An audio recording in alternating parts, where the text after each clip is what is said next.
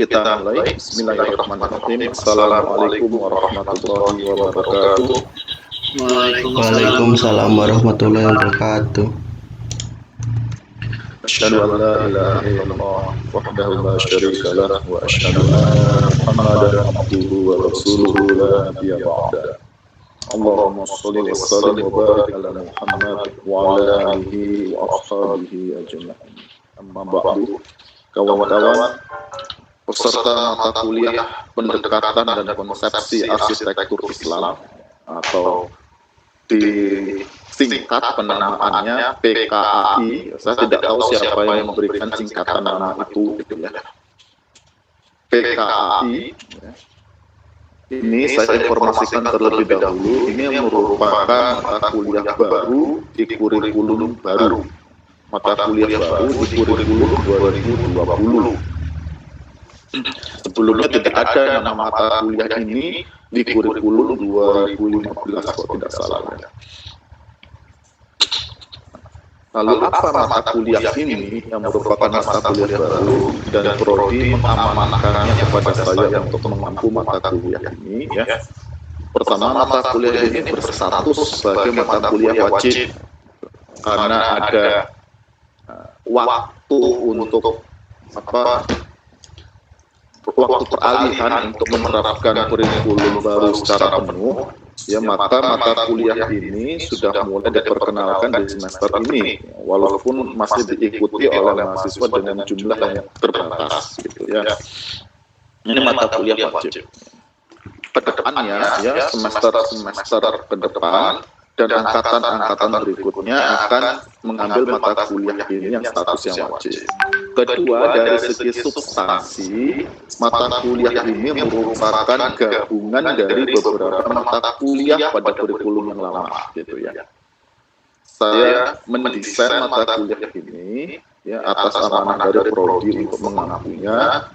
Mata kuliah ini merupakan gabungan dari mata kuliah arsitektur lingkungan dan perilaku dan mata kuliah tipologi morfologi arsitektur Islam.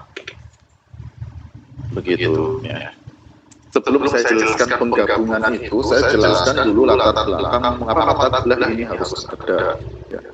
Semangat kurikulum baru, ya, salah satunya adalah menghendaki adanya penjenjangan pembelajaran arsitektur Islam secara sistematis. Gitu. Jadi arsitektur Islam, ya, mata kuliahnya diperbanyak dan dibuat lebih sistematis dibandingkan kurikulum yang lama, sehingga mata kuliah ini muncul, gitu ya, sebagai mata kuliah arsitektur Islam yang menempati urutan terakhir dari penjenjangan itu, gitu ya. Sebagai mata kuliah wajib, ya, nanti mata kuliah pilihan masih ada mata kuliah arsitektur Islam, gitu ya.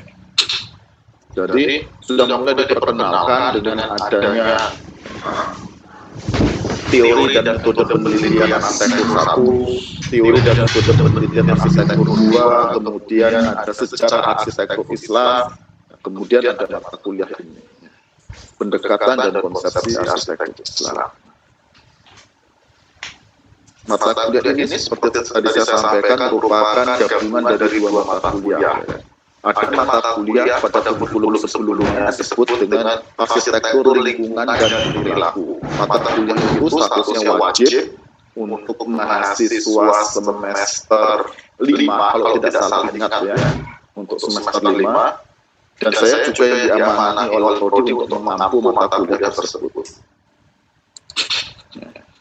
Di mata kuliah itu sudah berapa, ya, mungkin 5 tahun ke belakang, ya, saya mengampu mata kuliah arsitektur lingkungan dan perilaku itu, ya, saya diamanai prodi, ya, untuk mulai merumuskan, ya, arsitektur lingkungan dan perilaku dalam perspektif Islam.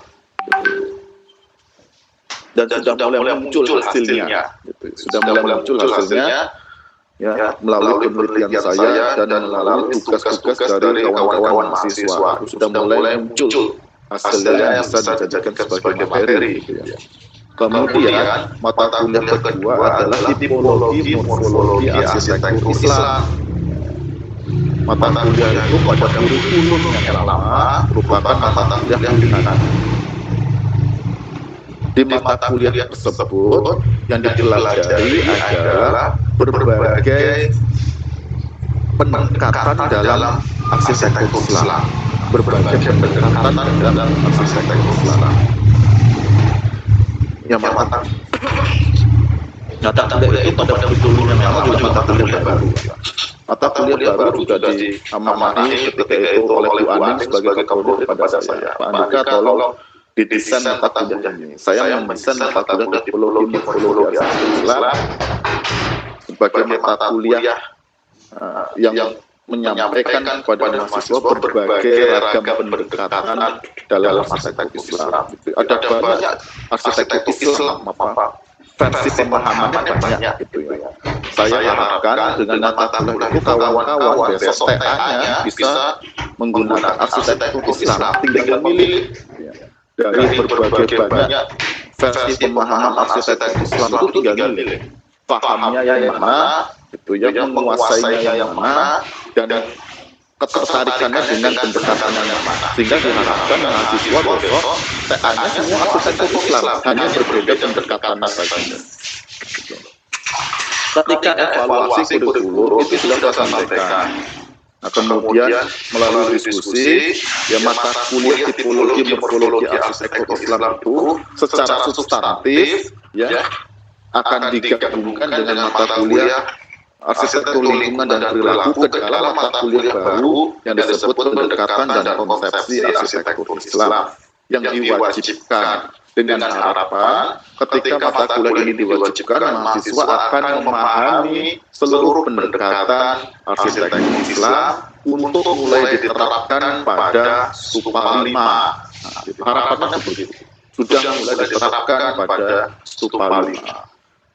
Sehingga sudah terlatih sejak Stupa 5, 6, 7 ini sudah terlatih menerapkan arsitektur Islam. Diharapkan besok TA-nya juga arsitektur Islam. Begitu ya. Ya paling tidak 75% mahasiswa TA itu arsitektur Islam. Begitu ya. Kira-kira begitu bayangannya kawan-kawan ya mengenai mata kuliah ini, sebelum nanti kita bicarakan lebih detail ya pada slide materi selanjutnya maupun pada sesi-sesi ke depan. Gitu. Slide materi ini sudah saya unggah di psikologi, silakan nanti bisa di-download, dipelajari, dibaca secara cermat, sehingga saya tidak perlu menjelaskan satu persatu, begitu ya. Saya tidak perlu menjelaskan seluruh isinya. Nanti kalau ada pertanyaan bisa silakan ditanyakan di psikologi atau di grup mata kuliah kita di WhatsApp. Nah, sebagai pemantik itu, karena ini pengantar perkuliahan, sebagai pemantik di cover presentasi saya menampilkan sebuah kota di Yaman. Nah, di dalam foto ini kita terlihat sekali ada dua bagian kota yang berbeda, kontras. Ada bagian yang memperlihatkan arsitektur tradisional dari masa yang lalu, yang di bagian kiri itu ya ada masjidnya yang kubahnya berwarna biru, kemudian bagian yang sebelah kanan, bagian yang lainnya itu memperlihatkan perwujudan arsitektur modern. Jadi satu kota memiliki dua bentukan arsitektur yang berbeda. Ada yang tradisional, ada yang modern. Yang modern tidak terlihat masjidnya. Yang tradisional terlihat masjid. Lalu ada muncul pertanyaan, dari dua bagian itu, manakah yang arsitektur Islam? Apakah yang tradisional, apakah yang modern, atau kedua-duanya arsitektur Islam? Begitu. Kemudian, kalau dinyatakan salah satu atau keduanya arsitektur Islam, silakan kawan-kawan jawab dulu ya, di dalam hatinya masing-masing nggak apa-apa.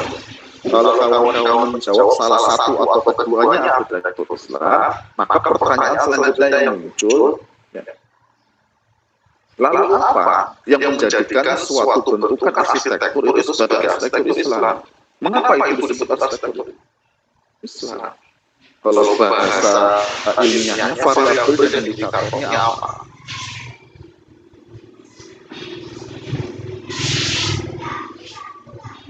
Ini juga kadang kita apa ya?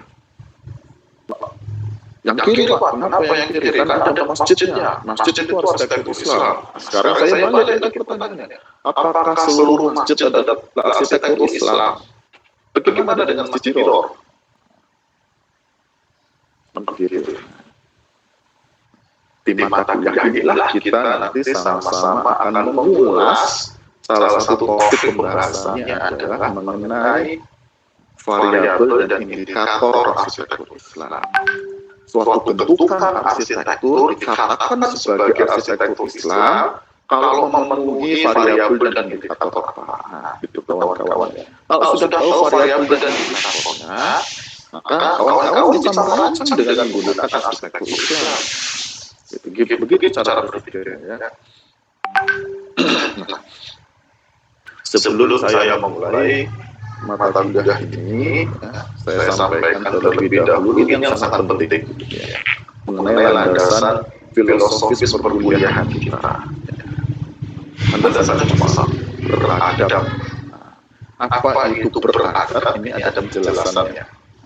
Silakan nanti bisa dibaca secara cermat. Saya kutipkan dari Profesor Syarif Al-Atas. Tetapi saya ingin menyampaikan begini secara singkat, kawan-kawan, ya.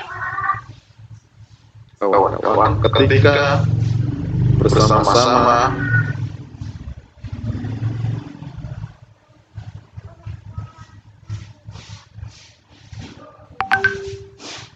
kawan-kawan memilih untuk menempuh mata kuliah ini, yang harus diperhatikan dua. Pertama, niatkan ikhlas ya, menempuh mata kuliah ini lillahi ta'ala. Agar seluruh jerih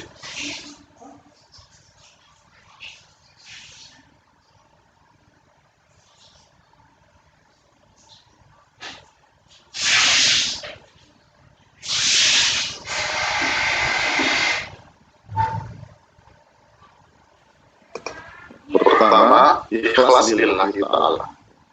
Agar apa? Agar seluruh jerih payah kawan-kawan dalam menempuh mata kuliah ini itu dihitung sebagai pahala oleh Allah Subhanahu wa Ta'ala. Nggak sia-sia, tidak sia-sia.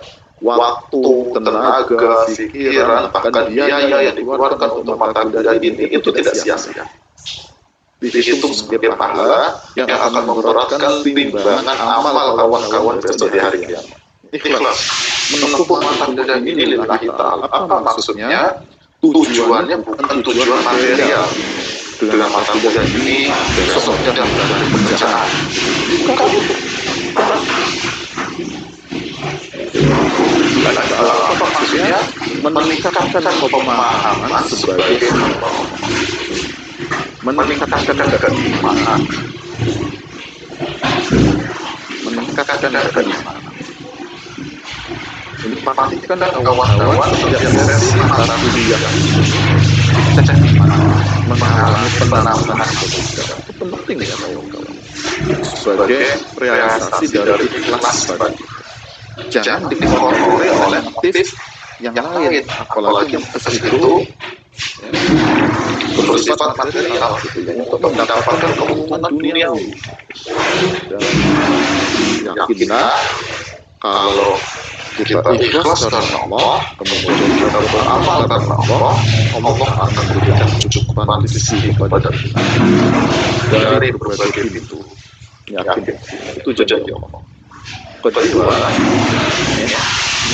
ketika menempuh mata kuliah ini, selain ikhlas lillahi ta'ala, juga untuk meningkatkan kualitas diri kawan-kawan sebagai seorang arsitek besok, ya, untuk merealisasikan amanah dari Allah sebagai Allah kita bumi di bidang arsitektur,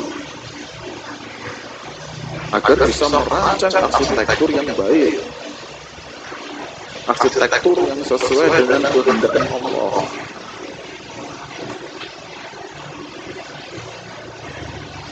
Itu yang dimaksud dengan beradab. ya, meningkat kualitasnya sebagai hamba Allah, ya, imannya terus bertambah, meningkat, dan meningkat kualitasnya sebagai warga Allah. Semakin paham dengan ajaran Islam untuk nantinya diamalkan.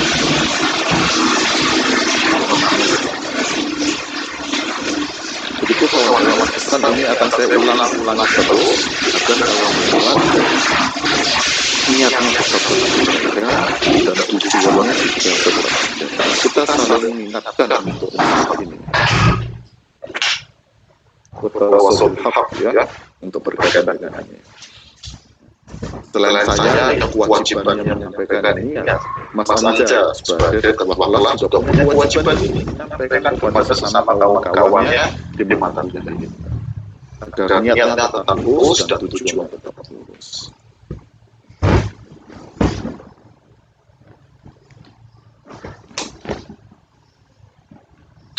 Mata kuliah ini, ya, memiliki tujuan untuk memberikan pemahaman kepada mahasiswa mengenai perkembangan dan ragam pendekatan arsitektur Islam. Kita nanti akan belajar arsitektur Islam itu awalnya dibicarakan, dikaji, diterapkan dengan pendekatan apa?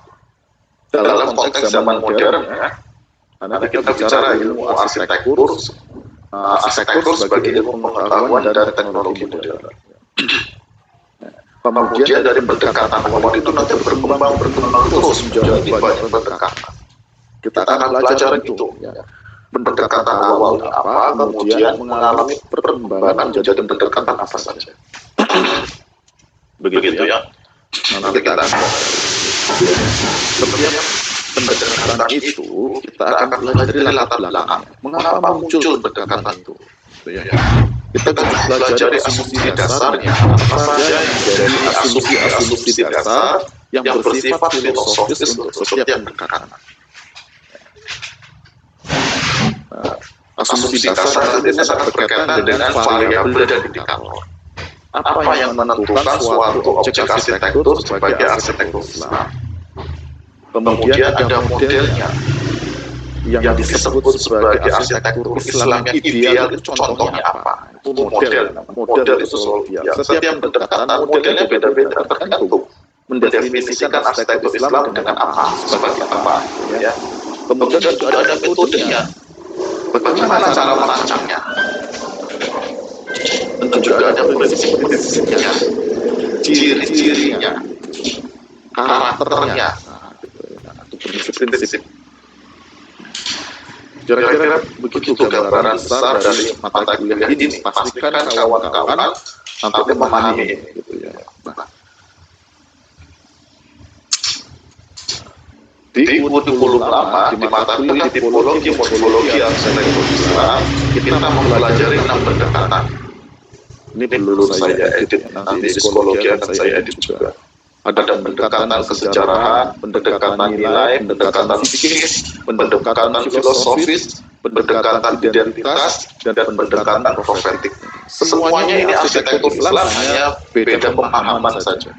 Sebagaimana di dalam memahami Islam itu ada 4 mazhab fikih, gitu. Ada begitu banyak mazhab ilmu kalam, ada begitu banyak mazhab tasawuf, gitu. Arsitektur Islam juga banyak. Kita ibaratkan mazhab, gitu. Kita bicara mazhab arsitektur Islam. Untuk kurikulum baru ini dengan mata kuliah PKAI, kita akan mempelajari 7 mazhab arsitektur Islam. Tambah 1. Dan kawan-kawan nanti juga akan diminta untuk menerapkan masing-masing mazhab itu. Latihan, gitu, ya, sebagai bentuk latihan menerapkan 7 mazhab tadi. Menerapkannya nanti melalui tugas, ada 2 tugas. Ada tugas besar yaitu membuat landasan konseptual. Bagaimana membuat landasan konseptual untuk 7 mazhab, gitu, ya. Kemudian ada tugas kecil. Tugas kecilnya ini mengulas penerapan suatu arsitektur, mengulas penerapan arsitektur Islam pada suatu objek arsitektur pada masa kontemporer. Bagaimana arsitektur Islam itu diterapkan pada suatu contoh objek arsitektur. batasannya pada masa kontemporer. Bangunan atau arsitektur pada masa kini yang dinilai menerapkan arsitektur Islam. Pada masa kini ya, bukan pada masa yang lalu. Nanti format tugasnya itu formatnya dengan format gambar Instagram.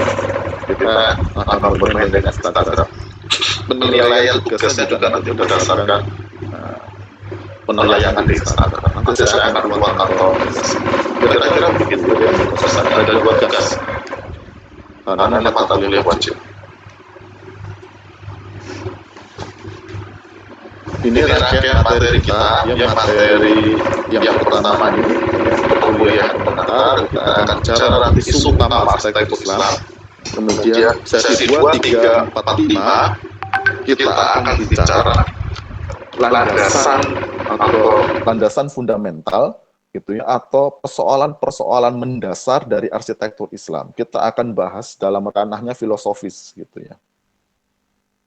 Karena ini sudah jenjang akhir untuk mata kuliah wajib berkaitan dengan arsitektur Islam, kita akan bicaranya abstrak, yang filosofis, lebih berat gitu ya dibandingkan jenjang-jenjang sebelumnya.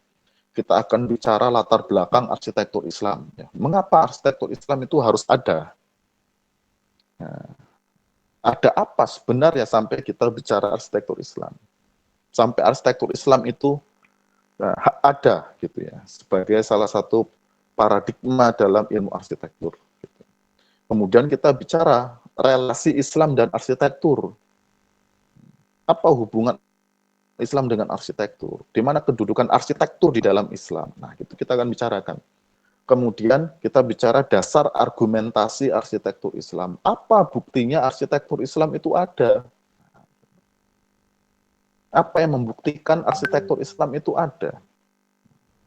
Yang kelima, nah ini materi baru, karena mata kuliah wajib, 14 sesi, itu saya tambahkan materi baru, perbedaan arsitektur Islam dengan arsitektur modern dan arsitektur postmodern. Nah, kenapa harus dibedakan dari modern dan postmodern? Karena 2 paradigma arsitektur itulah, 2 jenis arsitektur itulah yang saat ini sedang mendominasi ya, kajian keilmuan arsitektur atau mendominasi ya praktek berarsitektur dalam skala global. Kita selalu bicaranya 2 itu saja. Kalau nggak modern ya postmodern. Nah, gitu. Walaupun sekarang mulai muncul ya arsitektur Nusantara. Kita lihat nanti perbedaannya. Apa yang membedakan arsitektur Islam dari yang modern dan postmodern gitu. Biar kawan-kawan semakin jelas gitu ya. Gimana tempatnya arsitektur Islam di antara arsitektur modern dan postmodern. Apakah arsitektur Islam itu bagian dari yang modern atau bagian dari yang postmodern atau bukan menjadi bagian dari kedua-duanya. Nah, itu nanti kita akan bicarakan di sesi kelima. Nah, mulai sesi ke-6, ke-7 sampai sesi ke-14 kita akan bicarakan berbagai mazhab arsitektur Islam itu. Kita akan bicarakan itu ya. Ada mazhab kesejarahan, mazhab nilai gitu ya. Ada mazhab fikih, mazhab filosofis, mazhab identitas, mazhab perilaku. Nah, ini merupakan leburan dari arsitektur lingkungan dan perilaku ya. Kemudian ada mazhab profetik. Nah, bagian yang masih saya kosongkan referensinya itu merupakan materi baru sehingga saya butuh menyusun referensinya gitu ya. Nanti akan ada versi lengkapnya akan saya sampaikan. Kira-kira begitu kawan-kawan ya, rencana materi perkuliahan kita sepanjang 1 semester ini, sehingga nanti diharapkan kawan-kawan dengan memahami landasan fundamental dari arsitektur Islam yang sifatnya filosofis, kawan-kawan memiliki pemahaman yang kuat terhadap arsitektur, pemahaman yang mendasar terkait dengan arsitektur Islam sebagai ilmu pengetahuan dan teknologi.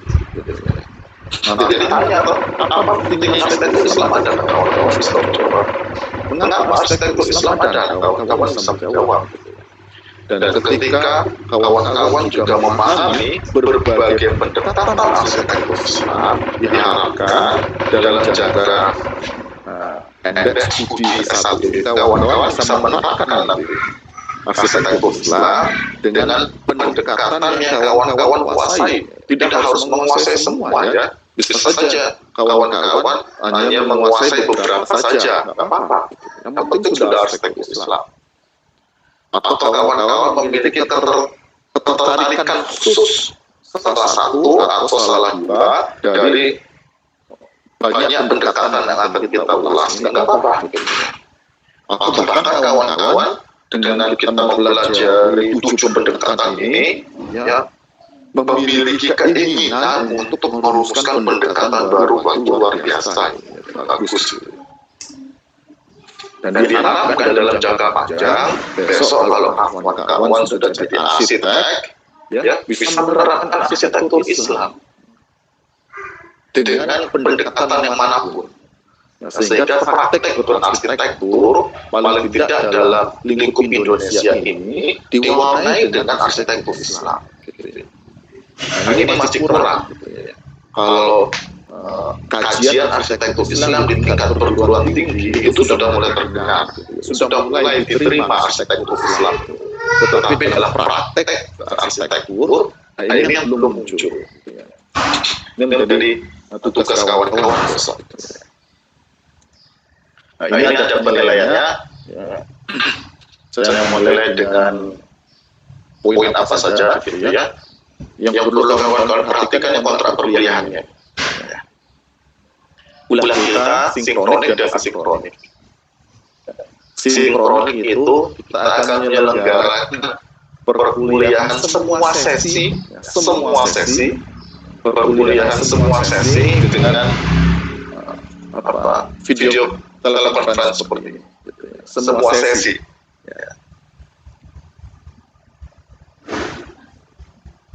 Kecuali nanti ada hal-hal yang mendesak yang menyebabkan kita tidak bisa menyelenggarakan perkuliahan sinkronik. Tapi diharapkan dengan diselenggarakan semua sesi secara sinkronik, kawan-kawan bisa memahami materi dengan baik. Ya. Kita juga akan punya perkuliahan asinkronik melalui LSM psikologi. Nanti segala materi, referensi pendukung maupun catatan perkuliahan akan saya simpan di psikologi agar kawan-kawan bisa mengakses yang baik. Ya. Nomor 3 sudah saya jelaskan tadi di awal, nomor 4 juga sudah saya jelaskan di awal. Nomor 6 ini penting, ya. Sebagai bentuk penghargaan kepada kawan-kawan, setiap kali sesi perkuliahan, kalau saya memberikan pertanyaan, ada yang jawab tepat, saya beri tambahan nilai 0,5. Jadi kalau kawan-kawan menjawab 10 pertanyaan, yang itu sudah 5 poin. Sudah 5 poin. Yang ini nanti akan ditambahkan pada nilai akhir. Contoh, nilai akhir yang kawan-kawan ternyata 68. 68 itu B. Karena rajin menjawab 10 kali ketambahan nilai 5. 68 ditambah 5 jadi 73. 73 itu AB. Nah, gitu. Jadi biar saya nggak bodoh ini hanya ngomong dengan layar gitu ya. Ini sebagai salah satu ikhtiar kita agar perkuliahan kita ini dua arah seperti di kelas gitu ya.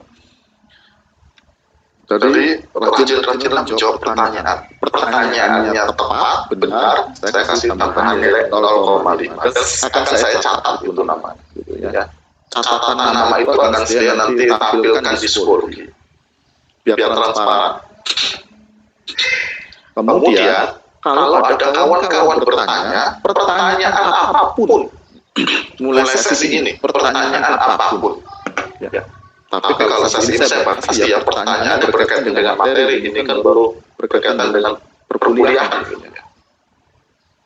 Ya, pertanyaan apapun, saya sudah mengukur pertanyaan ini benar salah, bagus tidak. Ya, saya kasih tambahan nilai 0,25. Ya, bertanya 4 kali, gitu ya. Padahal kita kan punya 14 sesi itu. Bertanya 4 kali berarti sudah tambahan nilai 1. Ternyata nilai akhirnya nanti kawan-kawan nilai akhirnya 76. Ketambahan 1 berarti 77. Jadi A nilainya gara-gara bertanya 4 kali. Begitu ya. Nanti saya akan catat siapa yang menjawab dengan tepat dan siapa yang bertanya. Jadi mohon bantuan kawan-kawan kalau menjawab sebutkan nama lengkapnya, ya. Kalau bertanya juga sebutkan nama lengkapnya, biar agar tidak salah catat saya, gitu ya. Itu komentar kuliah. Nah, sampai di sini ada yang ditanyakan dulu sebelum saya akan sampaikan materi pengantarnya. Silakan ada yang ditanyakan.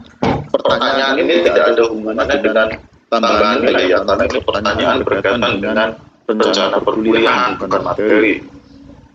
Silakan kalau ada yang ditanyakan.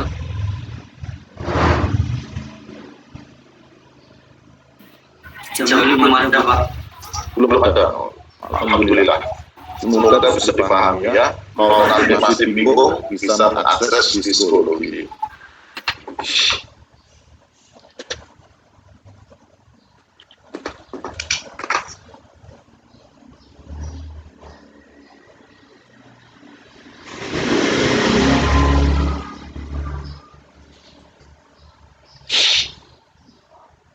Nah, kita lanjutkan ya, memasuki materi pengantar. Dalam pewacanaan dan pengkajian arsitektur Islam ya, dalam skala global, bukan saja di Indonesia. Bicara arsitektur Islam dalam skala global, mengkaji arsitektur Islam dalam skala global, ada 6 hal yang menjadi isu utama. Isu itu permasalahan. Permasalahan itu sesuatu yang menarik fokus gitu ya. Sesuatu yang menarik perbincangan. Karena sesuatu itu sedang terjadi, dianggap penting. Ada 6 poin. Nah, poin ini bukan saja disampaikan oleh yang non-muslim, gitu ya, tetapi juga disampaikan oleh sesama saudara muslim ya, yang memiliki keraguan atau memiliki atau sedang dalam proses mempelajari arsitektur Islam dan menginginkan pemahaman yang kuat, jelas, gitu ya, terhadap arsitektur Islam. Ditanyakan 6 poin ini. Bukan saja karena ragu-ragu, tapi ingin mendapatkan pemahaman yang jelas dan kuat. Gitu ya. Maka ditanyakan 6 poin ini. Yang pertama, permasalahan filosofis. Arsitektur Islam itu sebenarnya agama atau ilmu pengetahuan? Pertanyaan, permasalahan filosofis.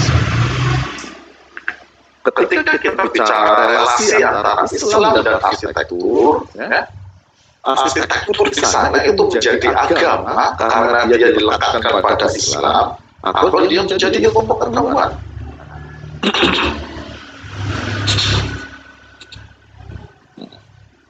Ini nanti jawaban terhadap pertanyaan ini, ya, konsekuensinya banyak sekali. Contohnya, kalau ternyata arsitektur Islam adalah agama, maka barang siapa tidak meyakini adanya arsitektur Islam, maka imannya bermasalah. Karena arsitektur Islam adalah bagian dari agama, atau karena arsitektur Islam adalah agama, ya, maka arsitektur Islam itu sebagaimana agama, dia sudah final. Selesai dia, statis. Tidak boleh ada penambahan, tidak boleh ada pengurangan. Apa begitu? Nah, ini saya mulai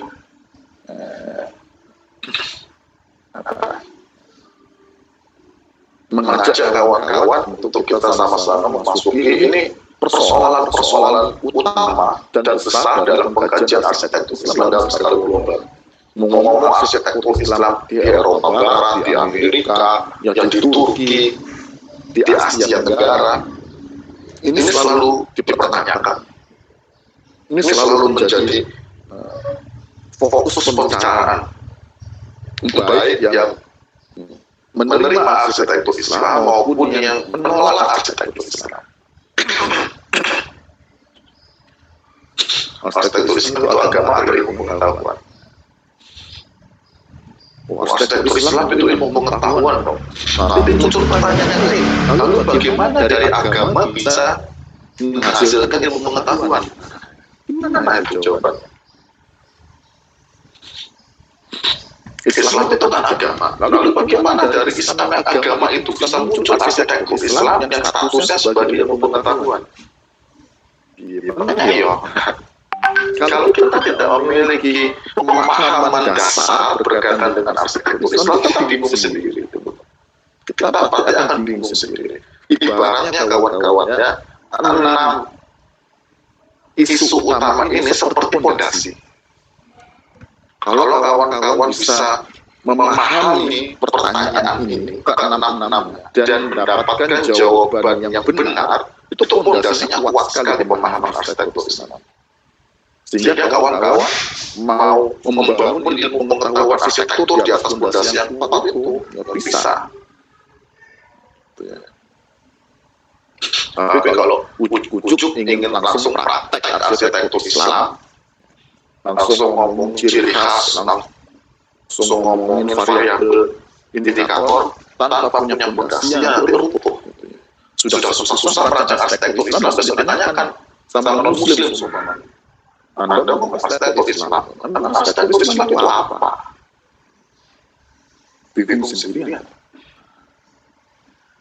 Ini berkaitan dengan isu utama yang kedua, masalah definisi. Arsitektur Islam itu definisinya apa? Nah, definisi ini baru bisa dijawab kalau pertanyaan yang pertama dijawab. Permasalahan definisi baru dijawab. Permasalahan filosofi sudah terjawab. Apa itu arsitektur Islam?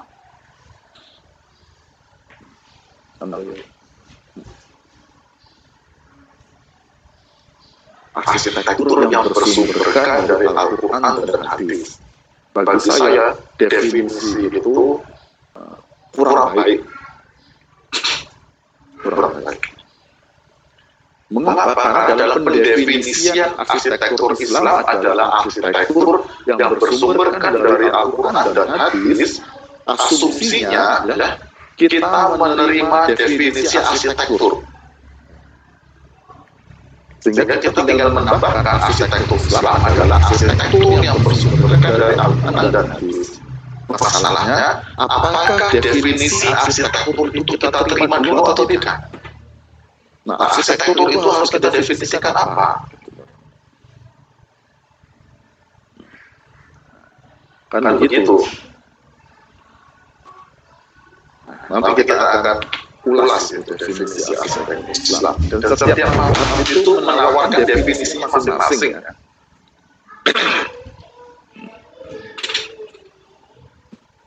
Kemudian, ketiga permasalahan validasi. Apa buktinya arsitektur Islam itu ada? Apa bukti yang menunjukkan adanya arsitektur Islam? Tanya buktinya, apa buktinya?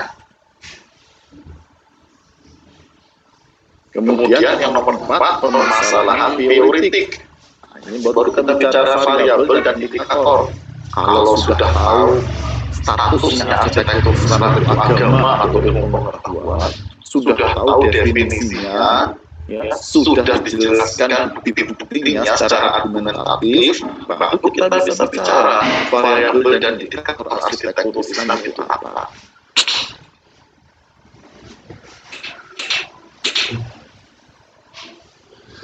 Baru di sini kita bicara yang menjadikan suatu objek arsitektur menjadi arsitektur Islam atau dinyatakan.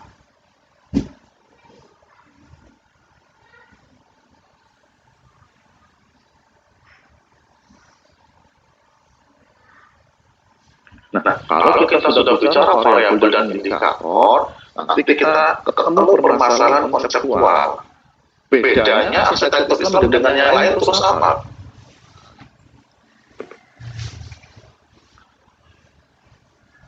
Contoh kita variabelnya pada bentukan atap, gitu ya. Indikatornya menggunakan atap kubah, begitu. Ditanya bedanya dengan arsitektur Romawi apa? Karena Romawi pakai kubah. Pada Romawi itu kan pagan, dan Romawi bagian akhir itu kan Kristen. Itu gimana menjelaskan? Ada pertanyaan konseptual itu sebenarnya menguji variabel dan indikator. Variabel dan indikator yang kita ajukan nanti ditanyakan bedanya dengan yang lain apa? Nah, kalau ternyata arsitektur Islam tidak ada bedanya dengan yang lain, lalu ngapain ngomong arsitektur Islam? Gitu. Mengapa memberikan dua istilah yang berbeda untuk satu hal yang sama?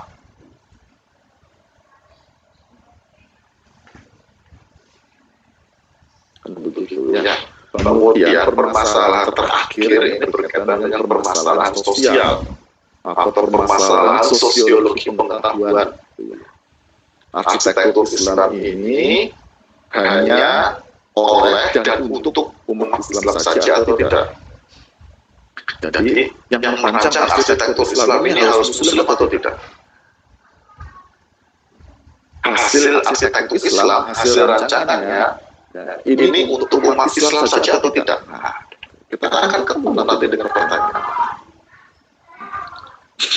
Nah, untuk pertanyaan berkaitan dengan permasalahan sosial, setiap mazhab juga beda-beda jawaban. Beda-beda jawaban. Kira-kira demikian kawan-kawannya, ini 6 isu utama arsitektur Islam yang menjadi pembicaraan sengit sampai sekarang dalam skala global. Di mana kawan-kawan belajar arsitektur Islam di berbagai penjuru dunia, maka ketemu dengan 6 pertanyaan. Ya, kita akan nanti dalam sepanjang obrolan kita akan coba mengulas dan mencari jawaban dari 6 pertanyaan. Sampai di sini ada yang ditanyakan dulu kan? Silakan. Pertanyaannya sudah mulai ada penambahan nilai.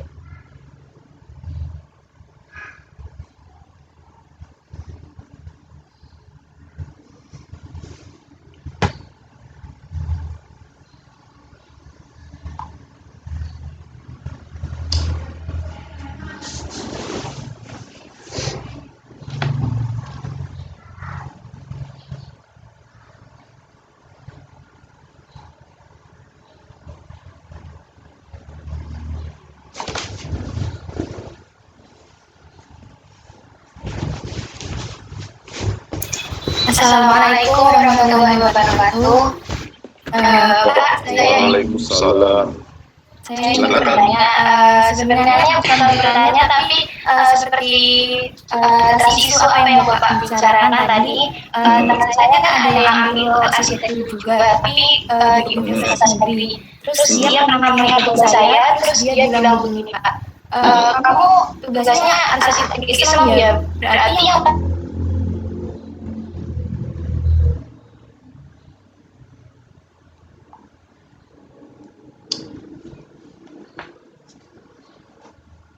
Sama Mbak Erni. Kan kawan-kawan juga bisa curhat seperti Mbak Erni ya. Rasis sekarang begini ya. Ketika kita memahami arsitektur Islam sebatas teknologi saja gitu ya. Kita memahami arsitektur sebatas teknologi saja. Jadi yang kita katakan arsitektur itu hanya perwujudan fisik bangunannya gitu ya. Maka akan mudah sekali kita terjebak pada pemahaman yang disebut dengan universalisme. Teknologi itu berlaku untuk semua orang apapun agamanya. Bahasa lebih susahnya itu dalam filsafat ilmu, teknologi itu bebas nilai, nggak ada nilai-nilai tertentu dalam teknologi. Mau Kristen, Islam, mau Hindu, mau Buddha, mau ateis, itu nggak ada hubungannya dia dengan teknologi. Dia bisa menggunakan teknologi yang sama. Tidak ada yang disebut dengan teknologi Kristen, teknologi Islam. Walaupun ini pemahaman juga nggak tepat. Teknologi itu punya nilai. Teknologi punya nilai. Contoh ya.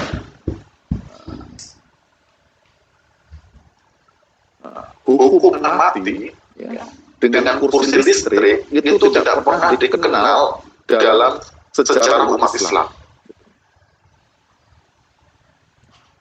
Nah, kursi listrik itu kan teknologi loh, untuk apa? Menghukum orang yang melakukan kejahatan agar dia mati. Jadi pelakunya itu dihukum mati dengan didudukkan di kursi listrik. Dia duduk, diikat, kemudian dialirkan listrik sampai dia mati. Teknologi semacam itu, hukuman mati semacam itu tidak pernah dikenal dalam sejarah Islam. Mengapa tidak pernah dikenal? Karena adanya larangan. Tidak boleh menyiksa. Kalau memang seseorang itu dihukum mati, ya bagaimana caranya dia harus langsung mati. Tidak boleh disiksa dulu. Kalau dia pakai stroke, pakai listrik itu kan dia masih merasakan tubuhnya itu sakit.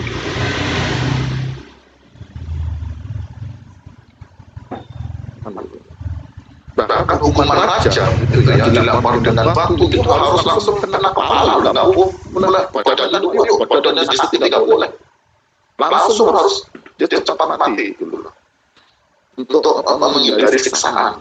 Bukan saja dengan sesama manusia ya, dengan binatang pun. Yang makanya Rasul Muhammad SAW itu kan pernah melarang kapal untuk berburu itu dilarang. Kenapa? Karena tidak bisa membunuh hewan buruan. Menyiksa hewan saja tidak boleh. Kalau berburu itu kan harus langsung mati hewannya, nggak boleh disiksa. Apalagi kepada sesama manusia. Jadi pemahaman teknologi itu berlaku semua juga. Kita lanjutkan. Kalau kita memahami arsitektur sebatas teknologi, kita akan mudah terjebak pada faham. Teknologi tidak ada kandungan nilainya. Yang selama ini hampir tidak dipahami ya, oleh mahasiswa, bahkan oleh praktisi arsitektur sekalipun. Arsitektur sebagai ilmu pengetahuan, ya, dia bukan saja terdiri dari teknologi, tapi dia juga terdiri dari struktur ilmu pengetahuan itu. Salah satunya adalah teori. Jadi ada teori-teorinya. Dan bagian paling dasar dari ilmu pengetahuan adalah landasan filosofis. Jadi kita baru bisa buat teknologi, baru kita bisa buat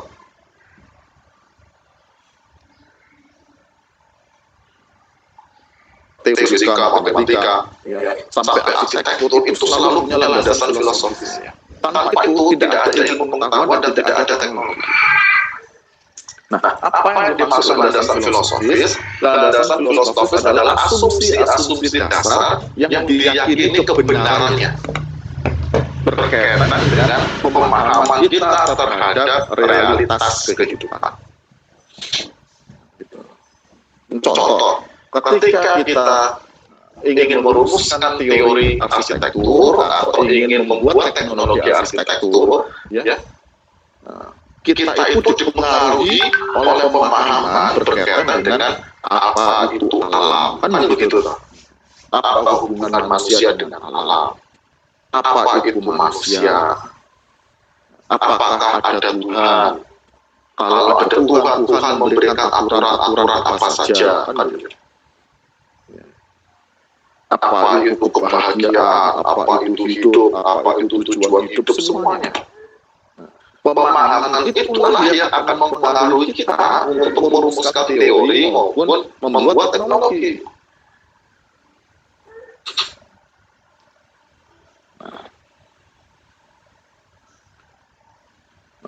Ketika teori arsitektur dirumuskan oleh orang-orang ateis yang dia tidak percaya adanya Tuhan dan tidak percaya Tuhan itu memberi panduan hidup kepada manusia untuk mencapai keselamatan, tidak pula percaya Tuhan itu mengutus nabi dan rasul dan memberikan wahyu, ya, Berarti di dalam muatan teorinya itu sama sekali tidak ada muatan spiritualitasnya.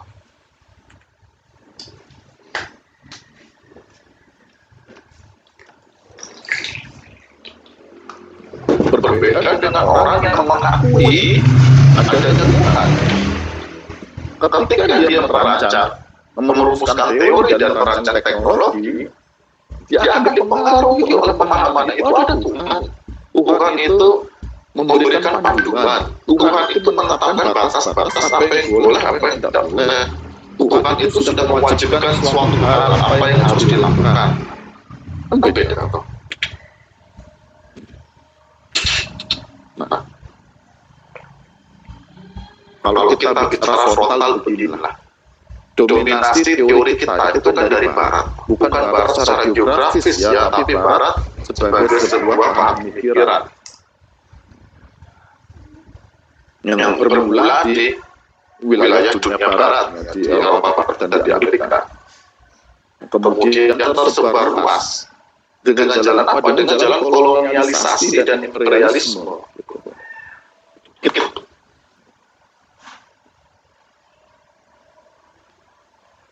Kita selalu diyakinkan satu-satunya ilmu pengetahuan yang sah itu cuma dari mereka. Yang paham mereka terhadap realitas kehidupan itu berbeda dengan kita. Selama itu.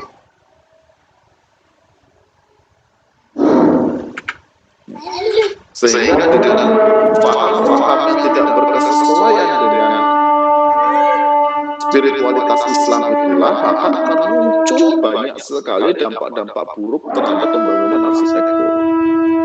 Contoh, kita sudah punya bangunan mewah, kita punya bangunan pencakar langit, kita punya bangunan dengan teknologi terkini. Mengapa masih banyak orang tidak punya rumah?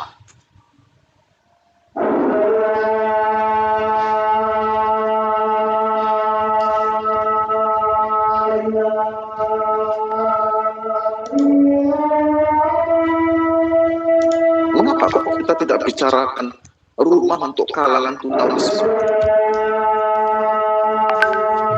Ada tidak dalam teori-teori itu diajarkan? Kenapa? Karena kalangan itu tidak penting buat mereka yang tidak bertuhan. Tapi sangat penting bagi umat Islam. Sebagaimana dulu Rasul Muhammad SAW membela kalangan tertindas, membela kalangan yang lemah. Kalau kita memahami ya, arsitektur ini sebagai ilmu pengetahuan dan dengan pengetahuan syaratnya dia harus memiliki landasan filosofis, kita akan memahami tidak ada arsitektur yang sifatnya universal. Dalam artian tidak ada arsitektur itu yang tidak ada muatan nilainya. Saya S1 itu di Bali ya. Saya 4 tahun itu belajar arsitektur Bali. Yang landasan filosofisnya adalah agama Hindu. Jadi saya sedari awal memahami pengaruh agama terhadap arsitektur itu besar sekali. Lalu apa kemudian kita katakan arsitektur tradisional Bali yang asasnya agama Hindu sebagai rasis? Kok tidak pernah mendengar saya omong itu? Kalau ngomong Islam kok baru dicap rasis? Mana? Kan nggak fair toh. Adil dalam pikiran itu kan menjadi susah. Karena kita terjebak pada suka tidak suka secara terjadi. Kalau kita bicara arsitektur gotik itu asasnya agama Kristen. Landasan filosofisnya itu agama Kristen. Kita kan tidak pernah mencap arsitektur gotik sebagai rasis.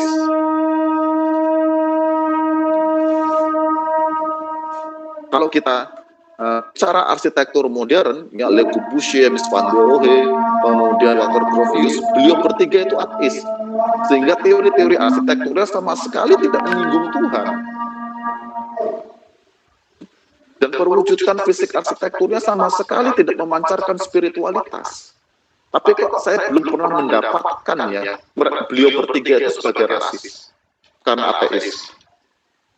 Yang kemudian itu dipopulerkan ya dalam dengan jalan imperialisme kita dipaksa untuk menerima itu sebagai satu-satunya kebenaran dalam ilmu pengetahuan arsitektur gitu ya.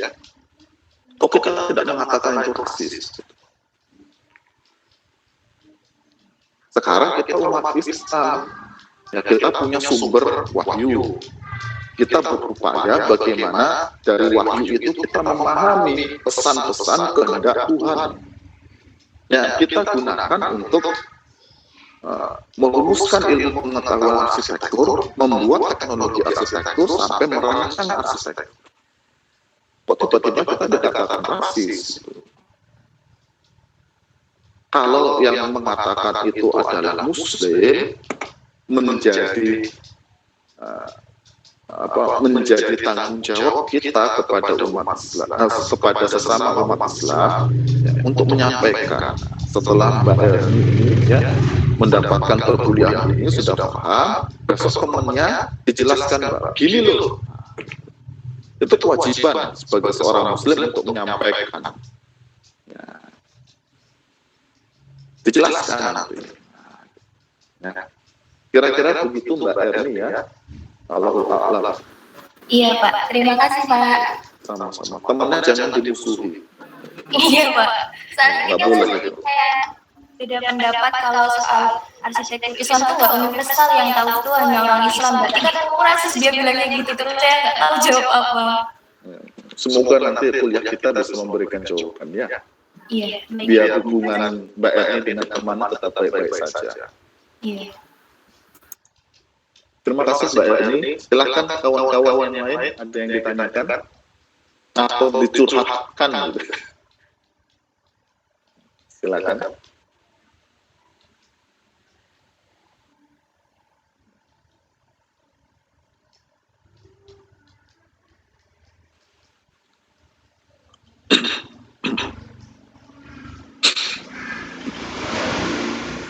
Ada?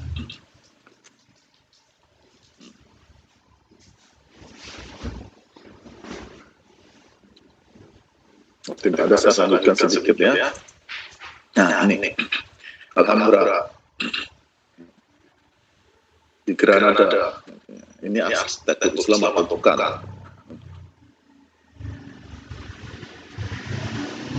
Wah, istana besar, gitu ya, bahkan pernah menjadi istana termegah pada masanya. Dibangun ketika umat Islam mengalami rentetan kekalahan dalam peperangan. Sebenarnya Islam sudah di ujung tanduk di Andalusia itu ya. Tetapi penguasa dinasti Nasriyah itu justru mendirikan istana dalam kondisi yang lemah. Perekonomian itu sudah lemah karena pada masa itu pihak yang kalah perang dia harus membayar seluruh kerugian perang.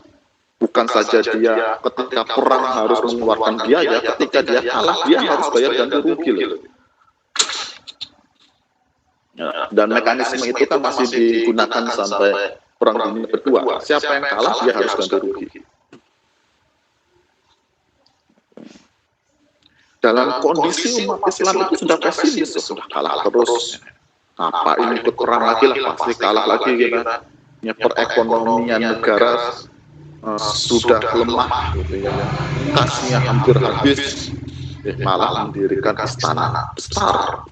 Alhambra, dan kita terkagum-kagum dengan keindahan Alhambra gitu. Karena apa? Karena kita memahami arsitektur hanya masalah fisik, estetik gitu. Padahal ya penguasa dinasti Nasriyah itu ya, di hampir seluruh bagian Alhambra ya, menuliskan ya, kalimat wala ghoriba illallah. Tidak ada yang bisa mengalahkan, menaklukkan kita kecuali Allah. Sombong, ekonomi sudah lemah, rakyatnya sudah habis-habisan berperang, kalah terus, masih ngomong begitu. Akhirnya apa yang terjadi? Ya umat Islam terusir dari Andalusia. Tinggal nama Islam di Andalusia. Meninggalkan arsitektur yang megah, yang estetik. Tapi apa Islam bilang di sana? Ini kan keruntuhan yang indah, gitu ya. Kalah tapi meninggalkan arsitektur yang indah. Gitu. Ironis toh.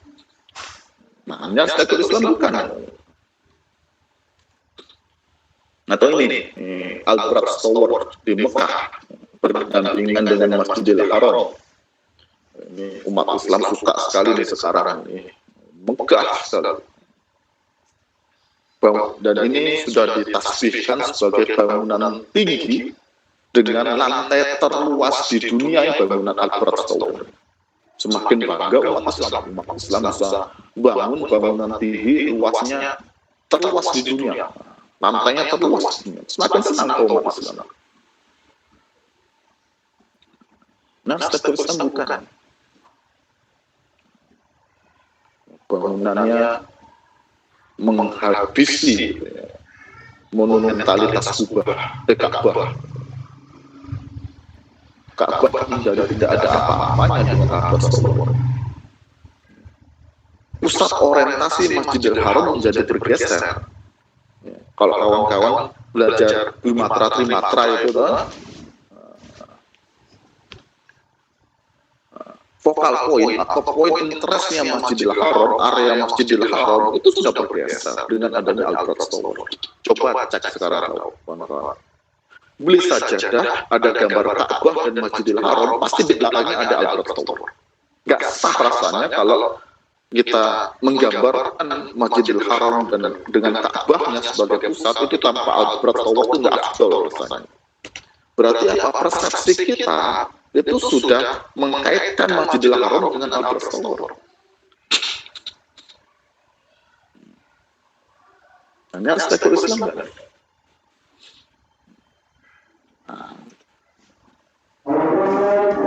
Ini sekali itu monumentalitas. Akan Ka'bah itu kan hanya titik kecil saja.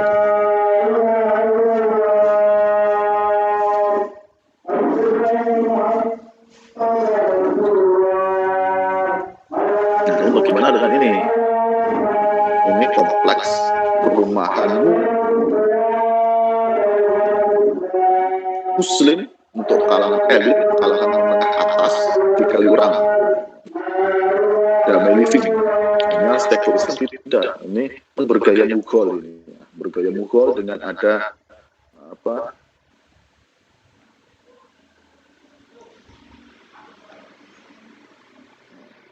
Replika Ka'bah ya, untuk latihan haji. Nah, arsitektur Islam tidak. Orang yang tinggal di sana itu syaratnya dua, dia Muslim dan dia kaya. Kalau dia Muslim tidak kaya ya nggak bisa. Kalau dia tidak Muslim dan kaya, ya juga tidak bisa. Karena arsitektur Islam tidak. Nah, ini bagaimana? Ini proposal ya. Kalau kita sudah mengenal skyscraper, skyscraper, kita akan punya nih bangunan pencakar langit, tapi dia terbang bangunan.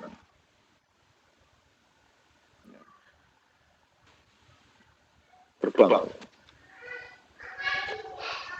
Rencananya sih mau diikat di batu-batuan luar angkasa itu batuan bangunan. Ya, bangunannya terbang dan dia jalan. Ya, arsitektur Islam bukan ini.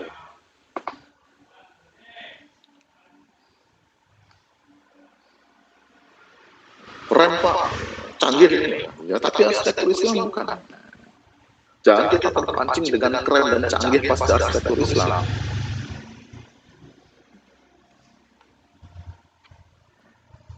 Ini seharusnya 6E ya. Nah, ini masjid di Albania, kompleks masjid dengan museum. Ini dirancang oleh BIK yang notabene Muslim. Yang seperti tadi pertanyaan BRN, curhatan BRN. Ini masjid dirancang oleh non-Muslim. Arsitektur Islam bukan ya.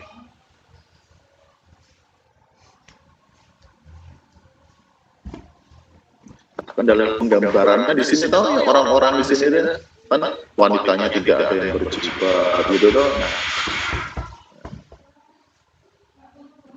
Gimana ini statusnya masjid ini? Gitu.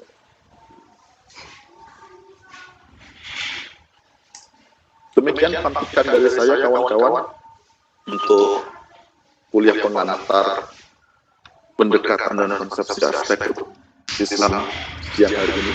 Sebelum kita akhiri, ya silakan kalau ada yang ditanyakan nanti. Saya masih membuka diskusi. Silakan.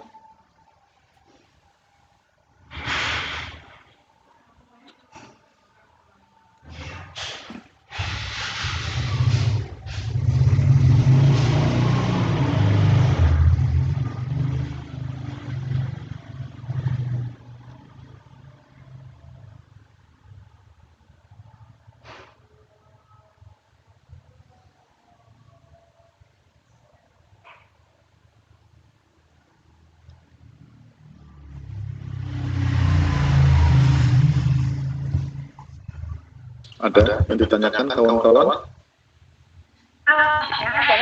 Assalamualaikum Pak, izin bertanya. Waalaikumsalam. Silakan Mas Aji. Ya. Izin bertanya, apakah ada batasan-batasan tertentu dalam merancang arsitektur Islam? Seperti contohnya kayak bentuk segitiga itu kan selalu dikaitkan dengan bentuk-bentuk dajjal. Apakah batasan tertentu Pak? Iya.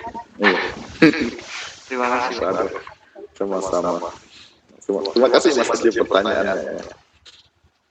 Yang pertama, apakah ada batasan-batasan tertentu berkaitan dengan bentuk yang digunakan? Nah, nanti dalam pendekatan fikih kita akan bicarakan itu, Mas Aji. Karena dalam salah satu kaidah fikih itu kan arsitektur ini bidangnya adalah muamalah. Dalam muamalah maka berlaku kaidah segalanya diperbolehkan sampai ada larangan. Jadi pada dasarnya arsitektur yang merupakan bidang muamalah ini hukum dasarnya, hukum awalnya mubah semua. Halal boleh. Sampai ada dalil yang mengharamkan.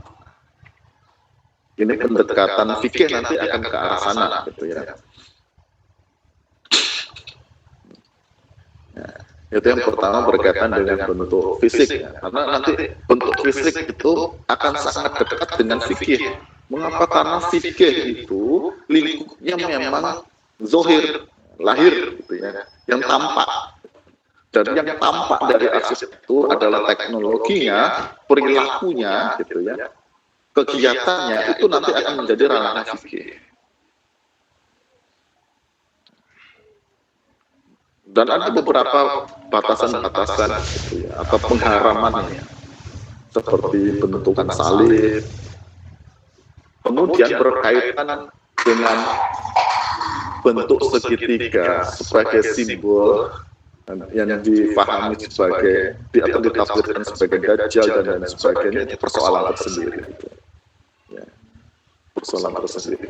Itu kan mengingatkan kita dengan polemik Masjid As-Safarnya Pak Ridwan Kamil. Pak Ridwan Kamil mengambil bentukan segitiga itu berdasarkan ilmu teknik. Bentuk segitiga itu bentuk yang paling stabil, paling kuat. Dan bentukan itu secara geometrik itu sudah diamalkan atau sudah digunakan sejak masa beribu-ribu tahun sebelum Masehi. Contoh saja di masa Mesir kuno. Ya. Mulai digunakan bentuk segitiga yang stabil itu. Sehingga di sini Pak Ridwan Kamil menekankan universalitas dari bentuk segitiga. Banyak peradaban sudah menggunakan bentuk segitiga. Yang pendekatannya adalah teknik. Tetapi ketika bentuk segitiga difahami sebagai simbol-simbol tertentu, nah kita akan bicara namanya ilmu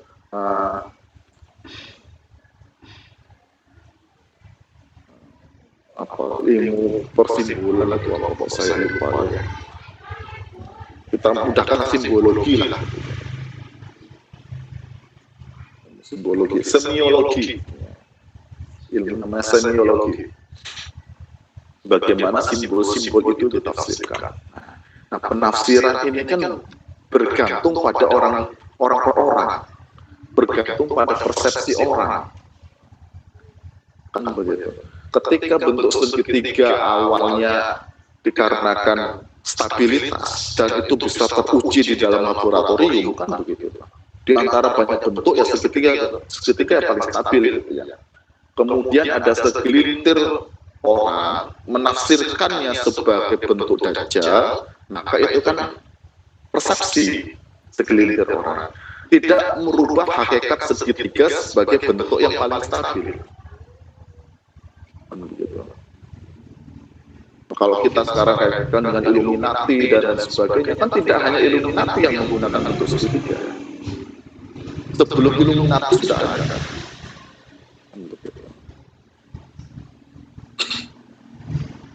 Nanti kita akan bicarakan ini berkaitan dengan tafsiran ini di pendekatan perilaku, Mas Aji. Jadi panduan bentuk fisik itu ada di pendekatan fikih, masalah tafsiran karena berkaitan dengan persepsi kita akan bicarakan di pendekatan perilaku. Ketika terjadi polemik itu, saya menyalahkan dua pihak ketika itu ya.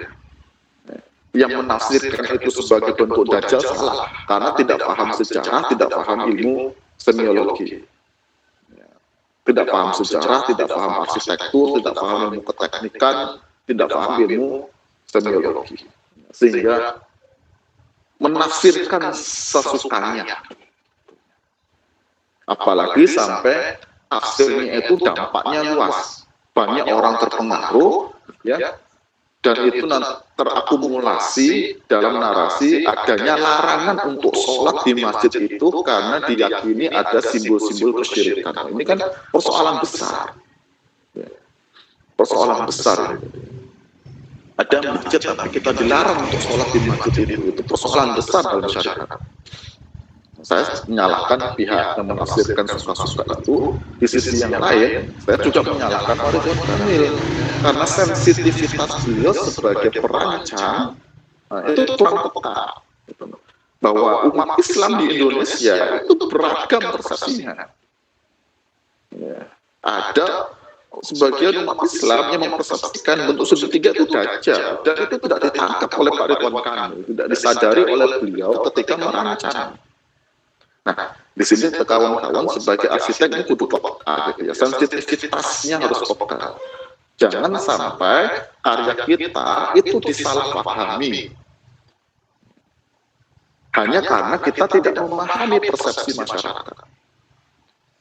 Karena begitu karya dibangun, kemudian ditafsirkan salah oleh pihak lain, tafsiran yang salah itu tidak bisa dibendung. Nggak bisa kita melarang orang menafsir itu, udah nggak bisa. Begitu. Kira-kira begitu Mas Haji ya. Kita akan bahas nanti di dua pendekatan itu, pendekatan fikih dan pendekatan perilaku. Dan nanti tolong tagih saya ketika kita masuk ke materi itu, ya tagih saya untuk menjelaskan kembali yang ditanyakan Mas Haji. Begitu Mas Haji ya. Iya, terima kasih Pak atas jawabannya. Sama-sama. Ada lagi satu orang lagi, kalau ada yang ingin ditanyakan, atau satu pertanyaan dan tanggapan lagi.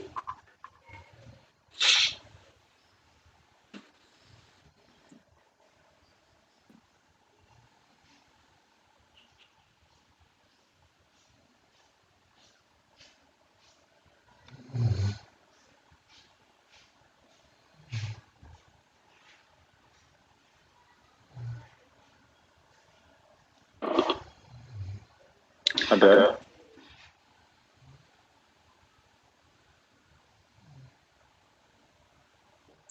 Kalau tidak ada, sebelum kita selesai, sebagaimana kontrak perkuliahan kita, ya, kita akan foto bersama. Silakan dikoordinir Mas Anza untuk fotonya.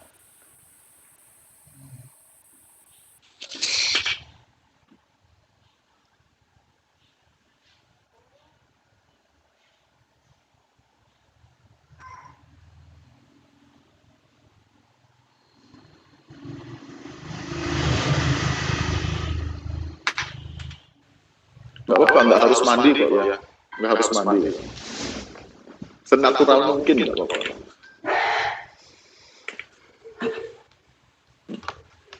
Silakan dikoordinir Mas, mau dihitung sampai 100 boleh. Bagi yang belum menghidupkan kamera, dipersilakan menghidupkan. Beberapa detik saja ya, menghidupkan.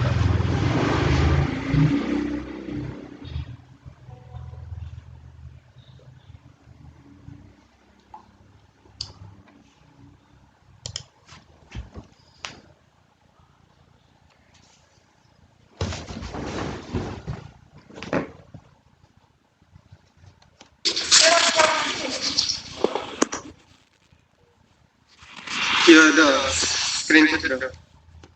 Sudah Mas? Sudah, Pak. Nah, alhamdulillah. Terima kasih Mas Anza atas bantuannya. Ya. Kita akhiri perkuliahan kita pada sesi pengantar ini dengan membaca hamdalah dan doa kafaratul majelis. Alhamdulillahirabbil alamin. Subhanaka Allahumma wa bihamdika asyhadu an la ilaha illa anta astaghfiruka wa atubu ilaik. Wassalamualaikum warahmatullahi wabarakatuh. Terima kasih kawan-kawan atas kehadirannya. Warahmatullahi wabarakatuh.